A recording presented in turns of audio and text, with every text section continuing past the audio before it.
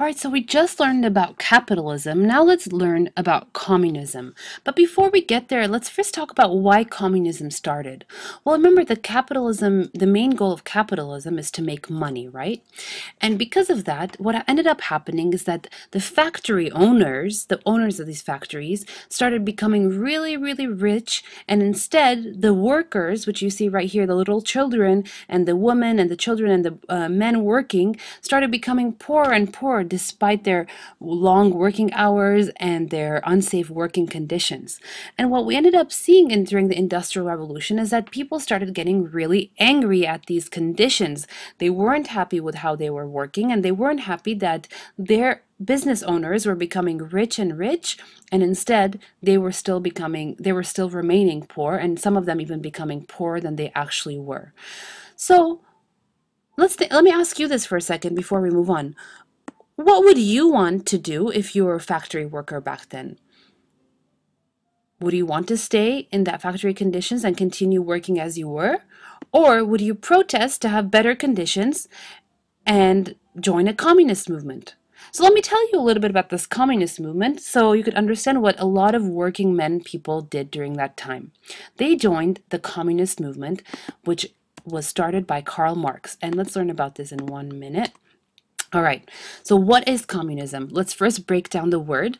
Commune means basically community.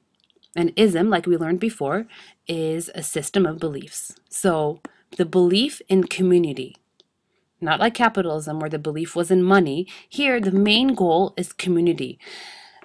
So communism definition is an economic system where wealth is distributed evenly and there is no private property. So I like to repeat that. There is no private property.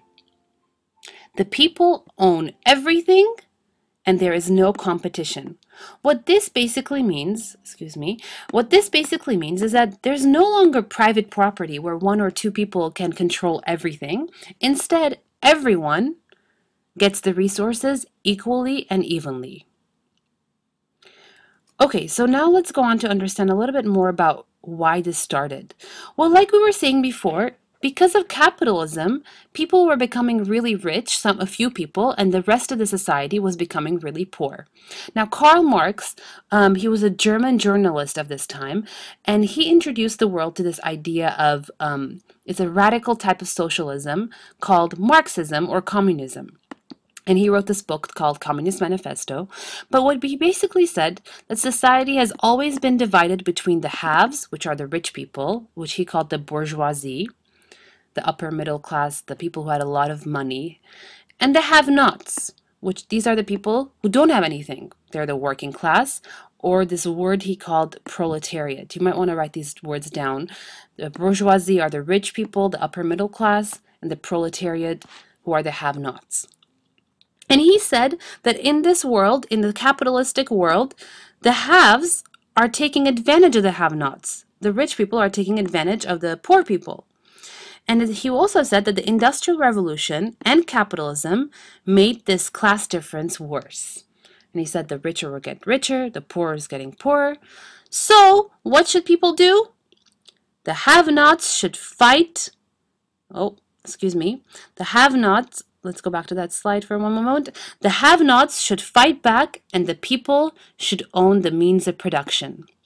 So he said that he argued for the poor people, the proletariat, the working class, to fight back, protest, and own the factors of production. So now instead of one or two people controlling private property, everyone would be in control. And this idea actually became really popular during Industrial Revolution and ended up becoming popular later on, even today. Now, we have heard of communist leaders. You might have heard it before in history classes, but even till today, China, Cuba, North Korea, and a lot of other countries have communist leaders, and they believe that the best form of government is where everyone has equal amount of resources and not private property. And there's many countries today, and this is the symbol of communism that you see right here, that are still communist till this day. Okay, so we're going to end the video here, and we're going to learn about socialism in just a little bit.